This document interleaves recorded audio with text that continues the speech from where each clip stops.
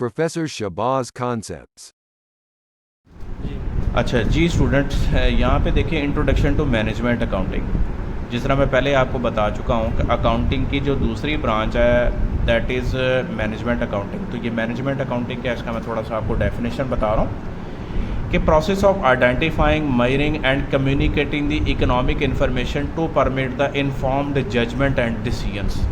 ठीक है, यानी आपकी जो अकाउंटिंग की इन्फॉर्मेशन है उसको इस काबिल बना देना ताकि उसकी टॉप मैनेजमेंट है उसके लिए वो रीडेबल हो जाए और डिसीजन मेकिंग के लिए हो जाए, तो ये आपकी मैनेजमेंट अकाउंटिंग कहलाती है। जी, अब यहाँ पे देखिए यूज़र्स ऑफ अकाउंटिंग इन्फॉर्मेशन कौन कौन होते हैं, जिनमें ये यूज़र्स ऑफ अकाउंटिंग इन्फॉर्मेशन वो तमाम लोग होते हैं जिनको हम स्टेक होल्डर भी कहते हैं। तो इसमें मैनेजर जो कि decision making and control authority है, शेयर होल्डर जो कि value and income from the investment, ठीक है, यानी किसी भी शेयर की कीमत किस तरह से घटती है बढ़ती है, शेयर होल्डर का इंटरेस्ट है। Employee ability to pay salaries and avoid the redundancies, employee का इंटरेस्ट होगा कि उनकी सैलरीज क्या है और वो किस तरह से अपनी जो रिडंडेंसी है, यानी जिस तरह से उनको जॉब से निकाला जा सकता है उसको अवॉइड कर सकते हैं। क्रेडिटर की जो अकाउंटिंग इन्फॉर्मेशन के अंदर इंटरेस्ट है, ability to meet the financial obligation. अच्छा, कोई भी कंपनी को लोन देगा तो उसका इंटरेस्ट होगा कंपनी अपनी ऑब्लिगेशन को कैसे मीट करती है।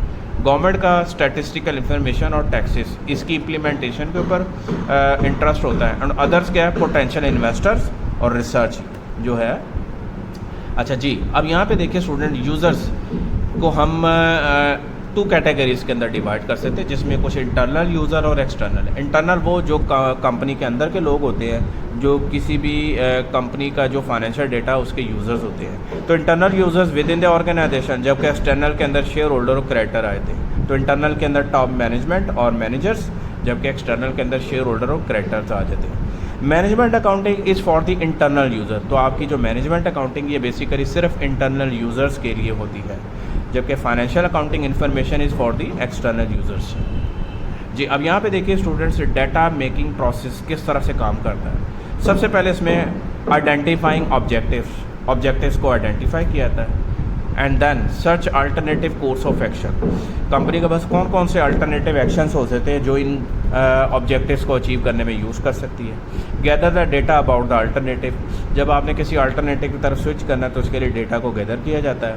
Then select the appropriate alternative, उसके बाद कंपनी डिसीजन मेकिंग करती है कि उसके लिए सबसे बेटर अल्टरनेटिव कौन सा अवेलेबल है। एंड देन इम्प्लीमेंट डिसीजंस, उसके बाद डिसीजन मेकिंग की इम्प्लीमेंटेशन की जाती है। And then compare the actual and the planned outcome, actual आपका कौन सा और प्लान्ड आउटकम कौन से हो सकते हैं। और उसके बाद कहता है respond to divergence from the plan से डाइवर्स करना है तो कौन कौन से ऑब्जेक्टिव हो सकते हैं। सर ये तो आपने बता दिया, अब आगे चले। जी, अच्छा, उसके बाद चले जाएँ। जी, उसके बाद देखिए स्टूडेंट, न्यू मैनेजमेंट अप्रोचेस क्या है। यहाँ पे देखिए मिडल में आपको नज़र आ रहा है customer satisfaction is the top priority. Company ने अपना सेल्स रेवेन्यू इकट्ठा करना है तो कस्टमर को सबसे ज़्यादा टॉप प्रायोरिटी दी जाएगी।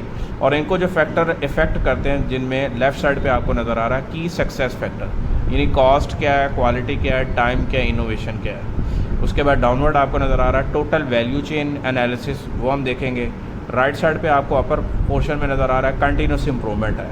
और लास्ट में आपको डाउनवर्ड नज़र आ रहा है एम्प्लॉय एम्पावरमेंट है। ये सारी मिलके कस्टमर की सेटिस्फेक्शन को प्रायोरिटी देती है। जी, उसके बाद देखिए यहाँ पे cost efficiency and quality, keeping the cost low and being cost efficient provide an organisation with a strong competitive advantage, accuracy and reliability in the costing system has gained the importance. अब यहाँ पे देखिए students, जो आपकी cost efficiency से मुराद ये cost को किस तरह से लो किया जा सकता है किसी भी प्रोडक्ट की क्वालिटी को इफेक्ट किए बगैर। जी, उसके बाद सेकंड इसमें पॉइंट्स देखिए, यहाँ पे देखिए companies are focusing on the total quality management, जिसमें TQM total quality management in response to the customer demand for the high quality. और लास्ट में आ रहा the goal of the TQM is the customer satisfaction. जी, अब यहाँ पे देखिए स्टूडेंट, दूसरा पॉइंट है कंटिन्यूस इम्प्रूवमेंट है। Continuous improvement is a process that focuses on the delivery of the product or services of a consistently high quality in a timely fashion।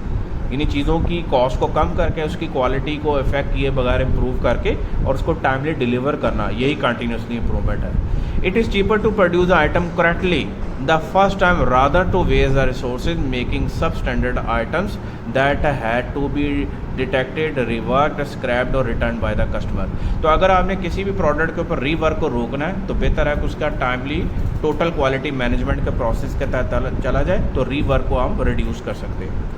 जी यहाँ पे देखिए स्टूडेंट, साइकिल टाइम नज़र आ रहा है। Cycle time is a measure that management accounting system has begun to focus on. It is a length of the time from the start to the completion of a product और the services. किसी भी product को उसके starting time period से लेकर उसको उसकी final position तक पहुंचाने का जो टाइम पीरियड है वो आपका साइकिल टाइम कहलाता है। तो cycle time is minimise by reducing the time spent on transfer of a product during the production.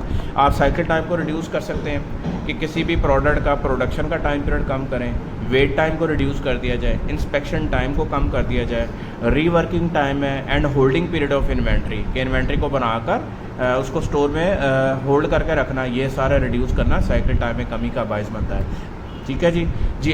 तो benchmark is a technique that is increasingly being adopted as a mechanism achieving the continuous improvement.